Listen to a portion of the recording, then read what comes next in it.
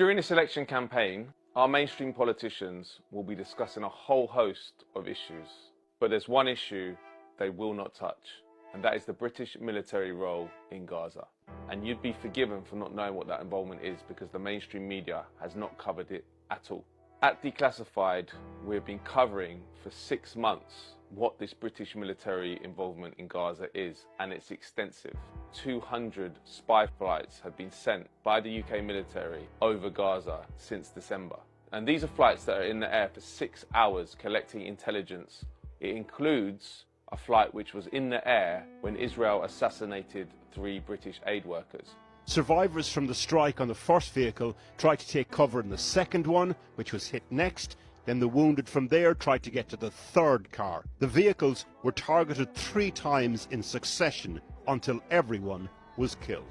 So you have the insane situation where the Israelis have targeted and blown up 3 British aid workers, yet the UK is supplying them with intelligence, including from that day, but we're not allowed to know what intelligence is being shared with the Israeli authorities. On top of that, we've sent 60 huge military transport vehicles to Israel since the Gaza bombing began. These are C-17s and A-400s, huge vehicles which can carry Chinook helicopters, they can carry tanks, and they can carry up to 150 personnel. Why have we sent 60 to Israel?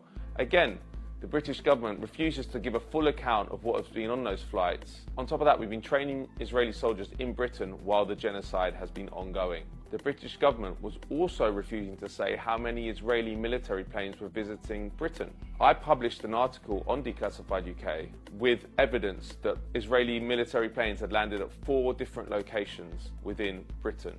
The British government then reversed course and said, okay, we will tell you now. And they said that 9 military planes had landed in Britain since Gaza bombing began, but they refused to say what was on them. Nearly all of the logistical British support for Israel's genocide in Gaza has been done through RAF Akrotiri. This is a British base you probably didn't know existed on Cyprus since independence in 1960. And it's a vast, sprawling airbase. I've been there. At Declassified, I revealed for the first time how many US troops were permanently stationed at RAF Akrotiri. It's 129. The Americans and the British had kept that secret for 50 years. And now the UK government says it won't tell us if the US is using that British base on Cyprus to transfer weapons to Israel.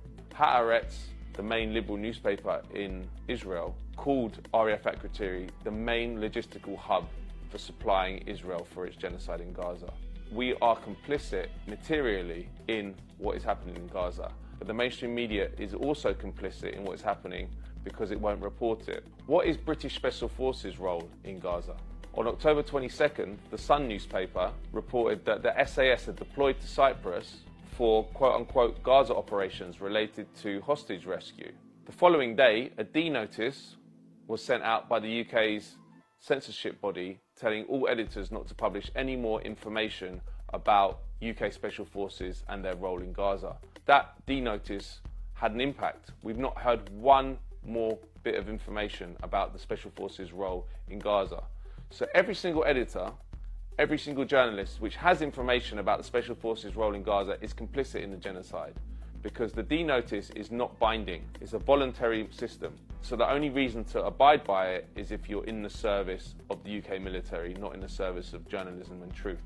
It is virtually impossible to get any information about Special Forces. And that's not because they want to defend British security. It's because they want to defend their security from you. They are operating all over the world, including in recent years in Yemen, Syria, Libya, Somalia, without any democratic oversight or without any knowledge of the British public. In the case of Gaza, it becomes extremely important because there are live war crimes and genocide investigations into Israel's operation in Gaza. Israeli Prime Minister Benjamin Netanyahu and Minister of Defense Yoav Gallant bear criminal responsibility for the following international crimes: starvation of civilians as a method of warfare, willfully causing great suffering, serious injury to body or health or cruel treatment, willful killing or murder, and intentionally directing attacks against a civilian population, as well as crimes against humanity of extermination and or murder. The fact that British Special Forces may have been involved is extremely worrying, and we need to know the truth. During this election campaign, Labour and Tory will try to present themselves as two different parties with two different visions for the country, but it's a lie. On domestic policies, there's virtually no difference. And on foreign policy, they are in lockstep completely. Everything I've told you about the British role in Gaza has been done by a Tory government, but every single part of it has been backed by the Labour Party. They are in lockstep when it comes to supporting the secret state and making sure that it has no accountability. All these operations that the British government are doing to support the genocide in Gaza are done with our money. It's taxpayers' money. And during this general election, both Sunak and Starmer will be talking about making tough choices. I had to take that tough decision. If we take the tough decisions. Tough choices, it's not a soundbite. It's the day-to-day reality we will face if we win power. But the war state never has to face those tough choices. When it comes to war, money is never a concern. Both Sunak and Starmer, Tory and Labour, have committed 75 billion extra funds to the military by 2030. Yet neither of them are promising enough money for the NHS, for the schools for your kids. That's because the political system is controlled by the military-industrial complex. The war in Gaza has shown that we have a superficial democracy. We have some democratic elements, but there's whole swathes of the state that we're not allowed to know about, and we're not allowed to know what they do. We're not allowed to know what our role in Gaza is. We're not allowed to know what our special forces are doing. We're not allowed to know if the US are using their bases in Britain to transport weapons to Israel. But we should know, and we must know, because it's being done in our name, with our money. And 70% of British people want a ceasefire now. So we need real democracy, and we need a political system that is responsive to the will of the people. And we need a military which does not operate in the shadows and contribute to some of the worst crimes in the world. If it was left to the mainstream media, we would know nothing about the British role in the bloodbath in Gaza.